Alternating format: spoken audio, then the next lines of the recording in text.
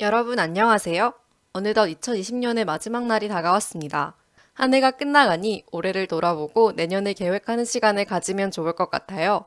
그래서 오늘은 채널을 시작한 이래로 약 5개월간 저의 자산이 어떻게 변했는지 알아보고 그중 월급의 부수익을 통해 얻은 수익은 얼마인지 정리해 보겠습니다. 그리고 그렇게 정리한 올해 실적을 토대로 내년 자산 계획을 세워본 후 2020년보다 나은 2021년을 위해 반드시 해야 할 일을 언급하며 영상을 마무리하려고 합니다. 그럼 시작해 볼까요?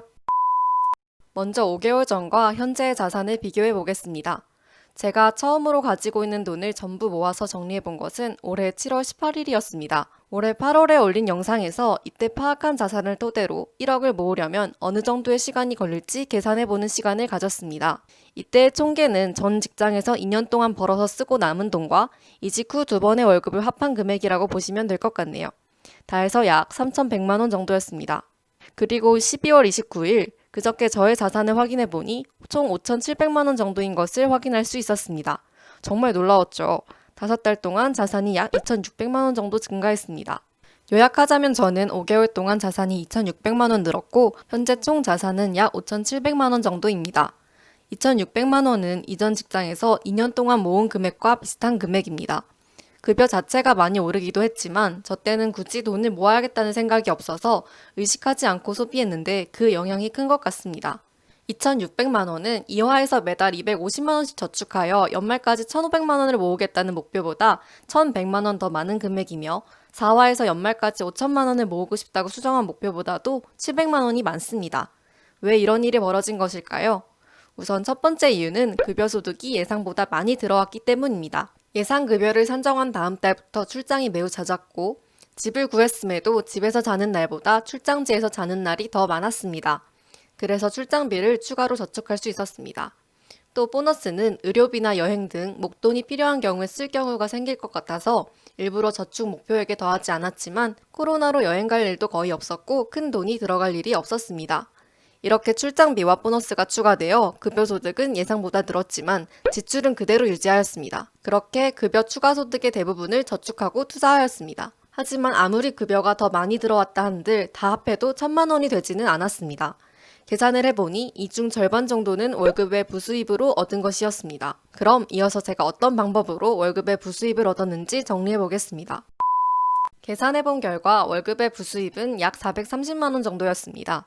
즉 본업에만 충실하고 그 외 별다른 활동을 하지 않았을 경우 이 430만 원의 수익은 없었을 겁니다. 다양한 경로가 있었지만 부수입의 대부분을 차지하는 것은 금융수익, 그 중에서도 주가 상승으로 인한 차익이었습니다.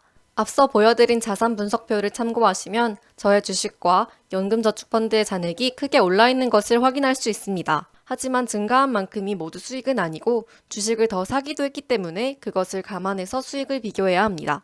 그래서 원금을 고려해서 수익을 계산해보면 다음과 같이 413만 원이라는 결과가 나옵니다. 430만 원 중 413만 원이니 정말 주가 상승 덕을 톡톡히 본 것 같습니다. 다음은 부업을 통한 수익입니다. 이전 영상에서 아이토키와 해피캠퍼스로도 수익을 낼 수 있다고 말씀드렸는데요.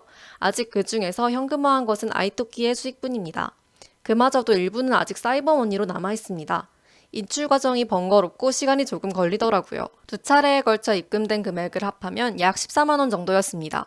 그 외에 전체 월급의 부수입 430만 원에서 주가 상승과 부업으로 인한 수입을 뺐을 때 약 3만 원 정도의 추가 수익이 있었다는 것을 알 수 있습니다. 이는 CMA 통장의 이자와 주식 배당금, 그리고 채권의 이자를 합한 금액이라고 보시면 될 것 같습니다. 큰 틀에서 봤을 때 이 또한 금융수익으로 분류할 수 있겠네요. 자, 이렇게 5개월 동안의 자산 변화와 저의 월급의 부수입을 분석해 보았는데요. 그럼 이를 토대로 내년의 자산 계획을 세워보도록 하겠습니다. 여기서부터가 중요하니 끝까지 잘 따라와 주세요. 올해 저는 5개월의 기간 동안 자산이 2,600만 원 증가했습니다. 하지만 단순히 이 금액의 2배를 내년 한 해 동안 모을 수 있다고 가정하기는 힘들 것 같습니다. 2,600만 원 중 400만 원 정도는 주가 상승으로 인한 것이었고 약 600만 원은 추가로 받은 출장비와 보너스를 저축한 결과였습니다. 또 앞서 언급하지 않았지만 부모님께 맡겼던 돈 90만 원이 청약통장으로 입금되어 이 돈에 영향도 있었습니다. 이 세 가지 요소를 고려하여 목표 금액을 산정해 보도록 하겠습니다. 우선 더 이상 부모님께 받을 돈이 없으므로 90만 원을 제외합니다. 다음으로 올해는 주식시장이 호황이어서 주식으로 많은 수익을 얻었으나 내년도 올해처럼 주가가 상승할 거라 기대하기는 개인적으로 어려울 것 같습니다. 최악의 경우 지금보다 하락할 수도 있겠죠. 그래서 주가 상승은 없다고 보고 보수적으로 가정한 채 계획을 세우고자 합니다. 그렇게 400만 원을 차감합니다. 또 추가 급여소득의 경우 내년에도 올해만큼 출장이 있을지 보너스를 쓰지 않고 저축할 수 있을지 확실하지 않습니다. 절반 정도의 금액만 저축이 가능하다고 가정하겠습니다. 그렇게 차감한 금액을 계산하면 1,810만 원, 약 1,800만 원이라는 금액이 나옵니다.